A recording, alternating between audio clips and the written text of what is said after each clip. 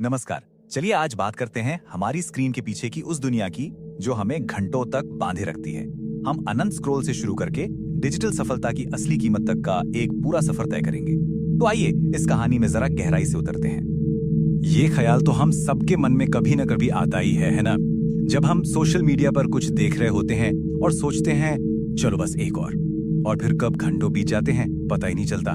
ये एक ऐसा अनुभव है जो हम सब ने महसूस किया है।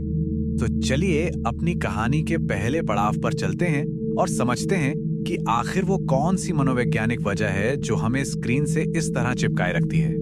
देखिए, हमारी स्क्रॉलिंग की आदत के पीछे एक बहुत ही दिलचस्प मनोवैज्ञानिक कॉन्सेप्ट काम करता है जिसे कहते हैं वेरिएबल रिवॉर्ड्स। इसका सीधा सा मतलब है कि हमें ये पता ही नहीं होता कि अगले स्क्रॉल पर क्या मजेदार चीज दिखने वाली है, और यही अनिश्चितता, यही सरप्राइज का इंतजार हमें आगे स्क्रॉल करने पर मजबूर करता है। और सच कहूं तो ये बिल्कुल वैसा ही है जैसे कोई स्लॉट मशीन चला रहा हो। जैसे वहां हर बार लीवर खींचने पर यह उम्मीद होती है कि शायद इस बार जैकपॉट लग जाए, ठीक वैसे ही हम हर बार स्क्रॉल करते हैं ये सोचते हुए कि शायद अगली पोस्ट, अगला वीडियो बहुत कमाल का हो। और हाँ, ये कोई इत्तेफाक नहीं है। ये प्लेटफॉर्म्स बहुत ही चालाकी से डिजाइन किए गए हैं। इन्फिनिट स्क्रॉल यानी कभी ना खत्म होने वाली फीड, अपने आप चलने वाले वीडियो और हमारी पसंद के हिसाब से आने वाले सुझाव, ये सब इसीलिए है ताकि हमारा ध्यान ज्यादा से ज्यादा देर तक स्क्रीन पर बना रहे। अच्छा, तो ये तो हुई एक तरफ की बात। अब सिक्के का दूसरा पहलू देखते हैं कि आखिर ये जो इतना सारा कंटेंट है ये बनता कैसे है।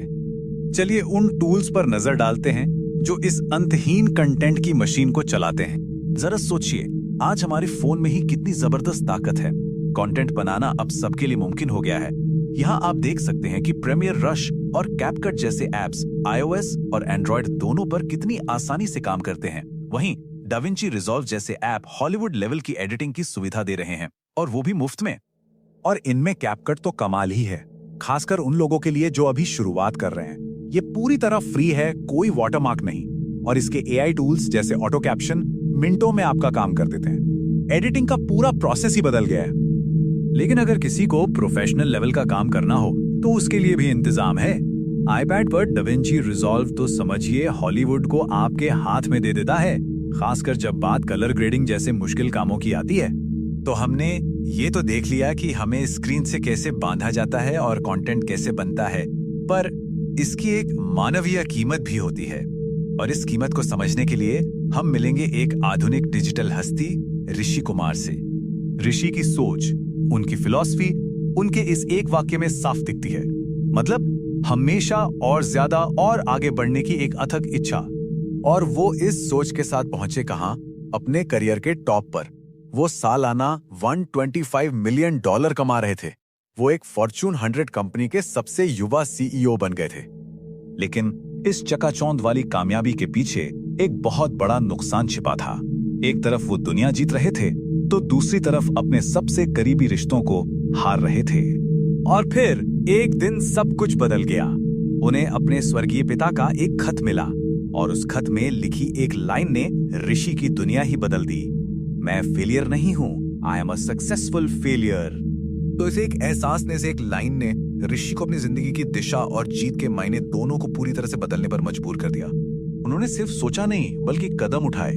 CEO के पद से इस्तीफा दिया, भारत वापस आए, अपने पुराने दोस्त रवि को ढूंढा, और फिर अपनी पूरी ताकत रवि के गांव को एक बड़े कॉर्पोरेट के हाथों बिकने से बचाने में लगा दी। और दूसरों की मदद करने के सफर में ऋषि को वो मिला जो पैसा कभी नहीं दे सकता था, एक असली मकसद, सच्ची संतुष्टि और वो रिश्ते जो उन्होंने लगभग खो दिए थे। और यहीं पर उनकी सोच पूरी तरह बदल गई। अब उनके लिए सफलता का मतलब था कि वो कोई मंजिल नहीं बल्कि एक खूबसूरत सफर है। ये उनकी पहले की सोच से बिल्कुल अलग था, एक पूरा ट्रांसफॉर्मेशन। तो चलिए इस कहानी को एक सवाल के साथ खत्म करते हैं जिस पर हम सब सोच सकते हैं। इस अनंत स्क्रॉल वाली दुनिया में असल में जीत का मतलब क्या है?